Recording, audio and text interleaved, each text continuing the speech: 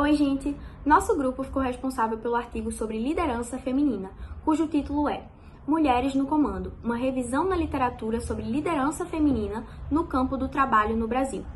Basicamente, o artigo ele começa falando sobre a nossa vivência nos últimos anos com relação à pandemia e fala sobre a relevância e a importância da ação feminina no combate a essa doença, a Covid-19. Tanto que ele traz o dado de que 70% dos profissionais de saúde e de serviço social no mundo são mulheres.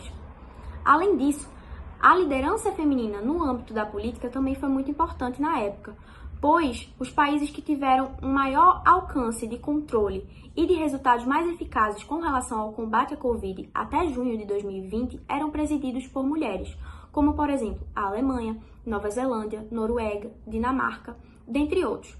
Esses exemplos nos mostram, de forma prática e recente, que a liderança feminina tem se tornado cada vez mais eficaz, necessária e ideal para uma sociedade mais próspera, mais justa e que promova a equidade. Já o Brasil possui uma desigualdade de gênero mais elevada, e isso é comprovado pelo fato de que o Brasil está na 92ª posição de um relatório chamado Global Gender Gap Report 2020, do Fórum Econômico Mundial, que é basicamente um documento que classifica 153 países em termos de acesso de homens e mulheres à política, participação e oportunidades econômicas, saúde e educação.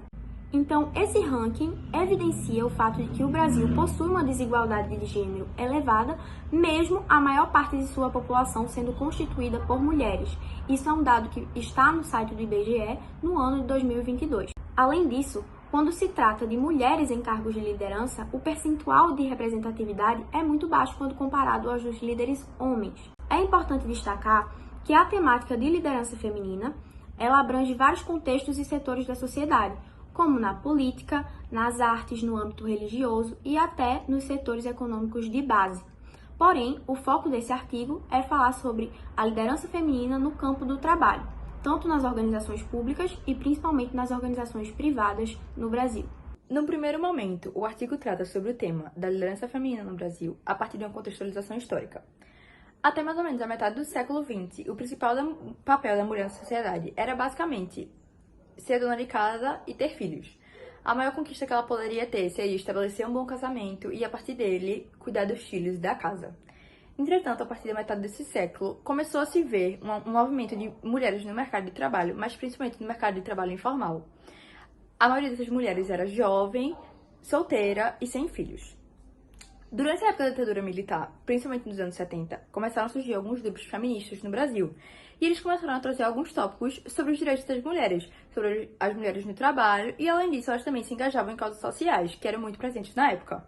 Durante a época da ditadura, muitas mulheres participaram de protestos e foram presas e torturadas por causa disso. Durante o processo de redemocratização do país, após esse período turbulento, as mulheres começaram a se envolver nas causas e nas discussões que estavam presentes no país. A partir da Constituição de 1988, as mulheres conseguiram garantir igualdade jurídica entre as mulheres e os homens, o que era uma novidade no Brasil. E, além disso, a partir de causas do CLT, as mulheres conquistaram licença maternidade, aposentadoria, com uma diferença de anos menores que a dos homens, e além disso, elas também conseguiram uma igualdade salarial a partir da Constituição. Depois desse movimento das mulheres se engajarem em causas sociais, algumas mulheres começaram a se envolver mais no mercado de trabalho, e houve um movimento das mulheres participarem mais do mercado de trabalho. Elas começaram, a partir disso, conseguir obter mais qualificação e adentrar no mercado de trabalho mais formal.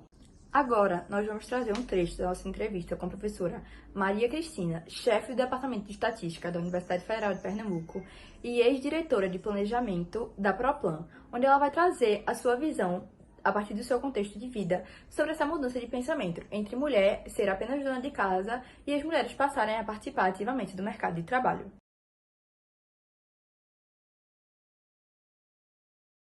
A participação da mulher no mercado de trabalho é uma coisa mais ou menos recente no Brasil e no mundo. No Brasil, principalmente, em uma sociedade patriarcal que a gente viveu durante muitos anos, onde a mulher não tinha direito à voz nem a voto, onde as adolescentes se preparavam para se casar. Então, não existia aspiração de formação acadêmica, as mulheres se contentavam em fazer o curso de magistério porque estavam se preparando para casar, porque seus maridos não iam deixar ela trabalhar.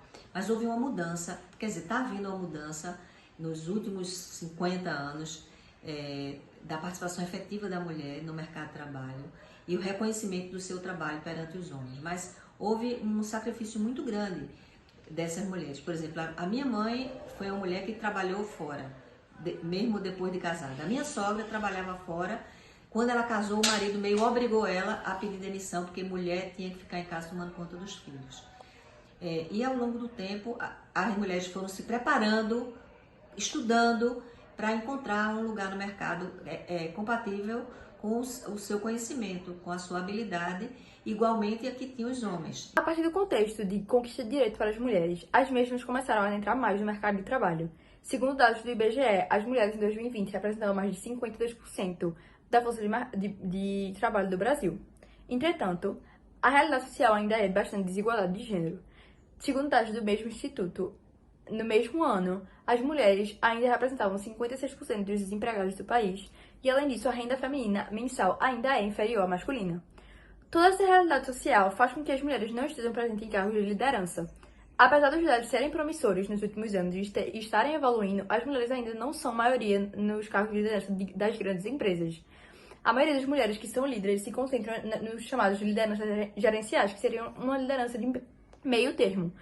Existem poucas mulheres CEOs no Brasil, o que é um grande problema, tendo em vista que as mulheres são maioria na sociedade brasileira. A partir de agora, será feita uma análise que busca compreender o papel de liderança das mulheres nos diversos campos de trabalho presentes no país e indicar possíveis tendências para as futuras pesquisas na mesma área de conhecimento. Então, visto que os dois periódicos publicados nesse artigo são do campo do direito e o outro interdisciplinar, pode-se afirmar que a liderança feminina no escopo do trabalho está intimamente ligada ao estudo da administração e também de outros ramos, e busca referências em também outras esferas, como no da psicologia e da sociologia.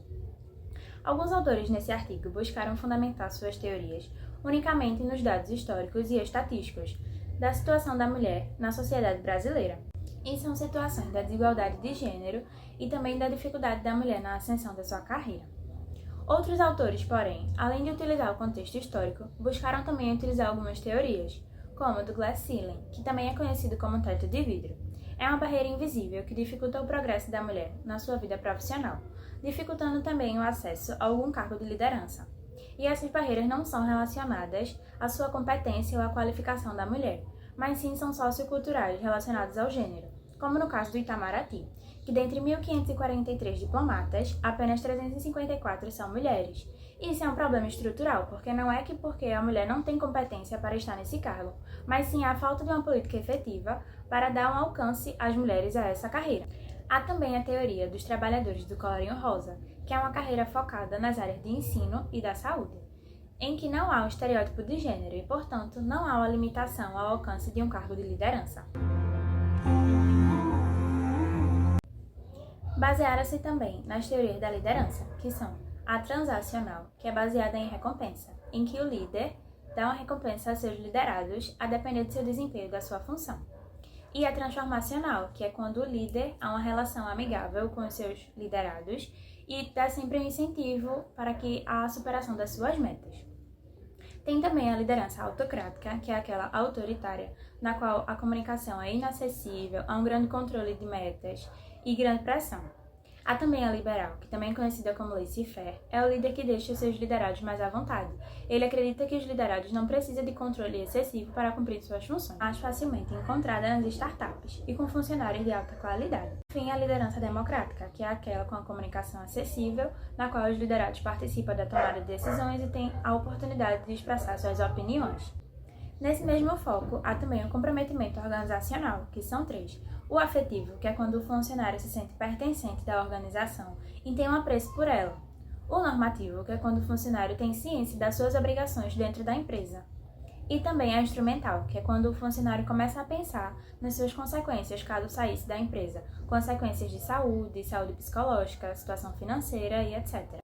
Foram utilizadas também outras teorias, baseadas no conceito do labirinto da liderança, que é quando a mulher passa de fato por um labirinto na sua carreira profissional, que é quando ela lidar com obstáculos da sua vida pessoal, do preconceito, da desmoralização e da sexualização da mulher. E também o do Queen Bee, que é a abelha rainha, que é quando a mulher, por passar muito tempo de convívio no mercado de trabalho com muitos homens ao seu redor, ela acaba por adquirir comportamentos masculinos, como, por exemplo, o distanciamento no apoio às mulheres e passar a acreditar e a afirmar que a falta de mulheres no cargo de liderança é a meritocracia. Por fim, após fazer uma análise dos aportes históricos e teóricos desse artigo, foi possível enquadrar os resultados em 4 dimensões, sendo o primeiro a ênfase do comportamento e as características da liderança feminina, que foram identificados como transformacionais e como comprometimento organizacionais os termos afetivos e normativos, e esclarecendo que as mulheres possuem uma liderança assertiva e objetiva. Em segundo, a relação das mulheres líderes e os seus colegas de trabalho, que normalmente as tratam como minuciosas, delicadas e sensíveis.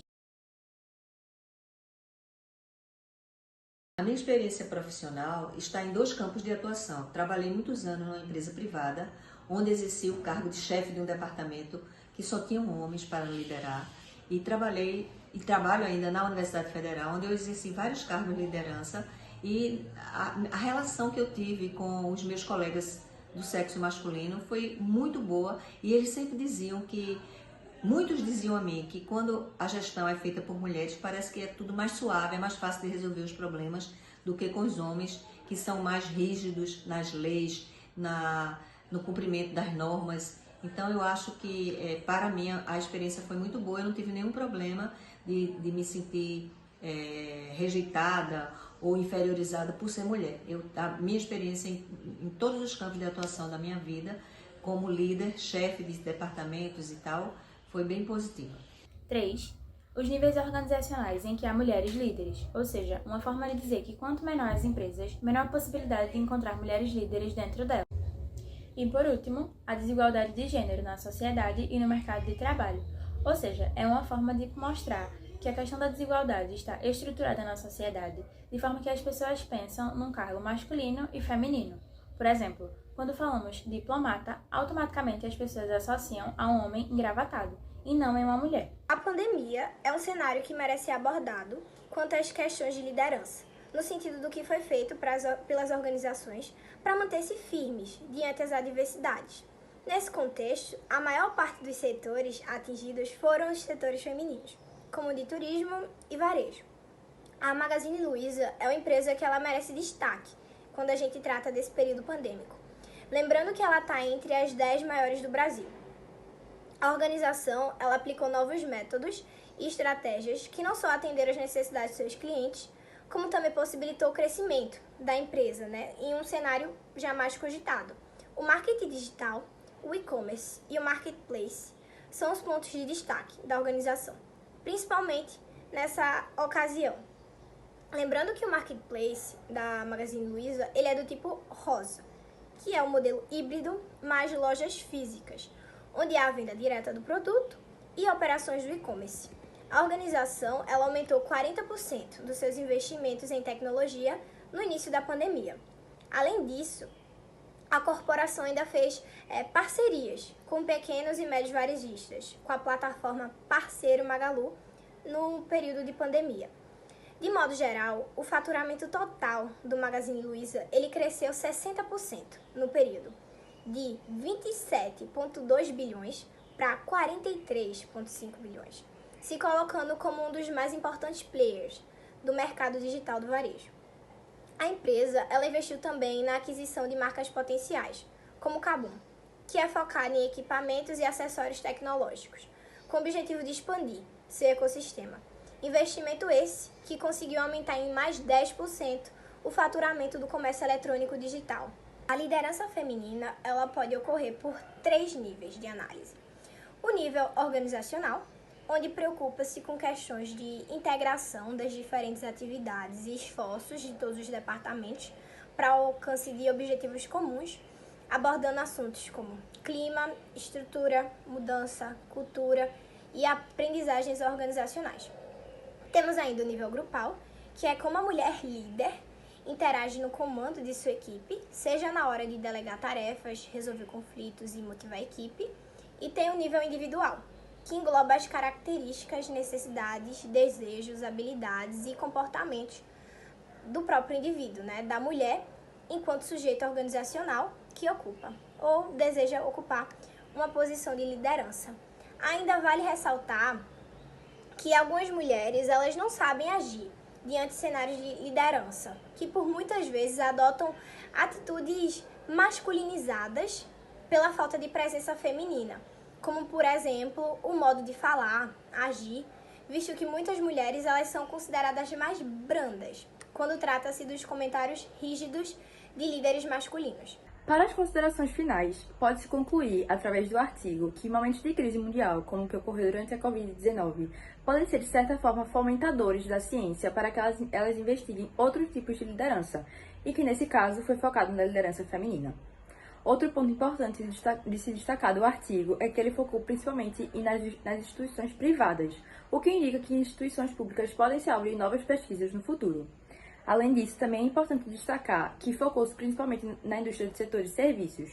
Entretanto, o setor de indústria e agricultura não foi muito comentado, o que também abre margem para questionamento. Quais são as lideranças femininas nesses setores e como elas ocorrem? Por fim, outro ponto interessante é que o próprio engajamento da ciência em fomentar a pesquisa teórica e metodológica no campo da liderança feminina pode incentivar esse setor a crescer cada vez mais. Por fim, vamos mostrar um vídeo da professora Cristina, onde ela indica como ela acredita que a universidade pode fomentar a liderança feminina na sua instituição.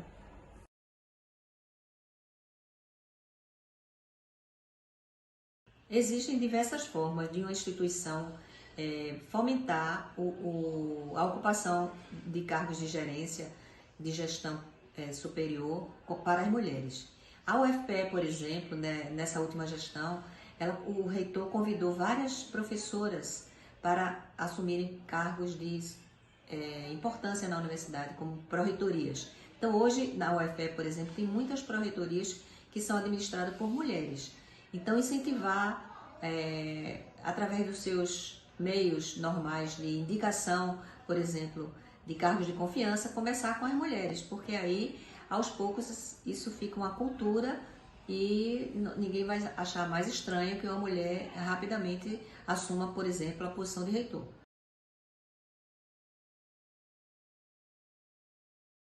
O CCN é o Centro de Ciências Exatas da Natureza e durante muito tempo foi dominado na sua gestão por homens. Por que isso acontecia? Porque a maioria dos seus professores eram homens. Com o passar do tempo, várias mulheres como eu fizeram concurso para a área de exatas e a quantidade de mulheres começou a ficar mais ou menos bem próximo da mesma quantidade de homens. E pela primeira vez na história do CCN, a gestão hoje é feita por mulheres. A diretora do centro, a vice-diretora do centro são 2 mulheres. Eu que participei durante muitos anos dessa gestão, vejo que é mais leve a forma como as mulheres administram um centro predominantemente masculino. E eu acho que isso teve um ganho muito grande.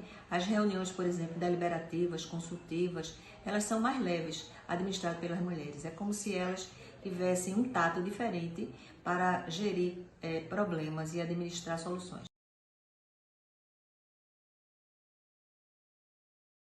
Mulheres e homens que exercem a mesma atividade no trabalho, até hoje, elas são reconhecidas de forma diferenciada. Então, eu vou dar a minha experiência. Há 50 anos atrás, quando eu fui ser contratada na empresa que eu trabalhava como estagiária, o meu diretor me chamou dizendo que eu ia ser contratada como técnica em estatística e tal, mas que eu ia ganhar menos porque eu não era engenheira e não era homem. E aí eu disse a ele que não me interessava e fui embora. E ele mandou me chamar de volta e disse: que história é essa, Cristina? Você não vai ficar? Eu disse: claro que não, eu sou tratada igualmente aos homens, eu não fico. E eles voltaram atrás e me contrataram com o mesmo salário dos homens. Um ano depois, eu assumi uma chefia desses mesmos homens e passei a ganhar mais do que eles pelo reconhecimento da minha capacidade de gerir um trabalho na minha área. Então, esse tipo de diferenciação de salário, ao longo do tempo, as mulheres estão lutando para que isso acabe, mas no Brasil ainda é uma realidade.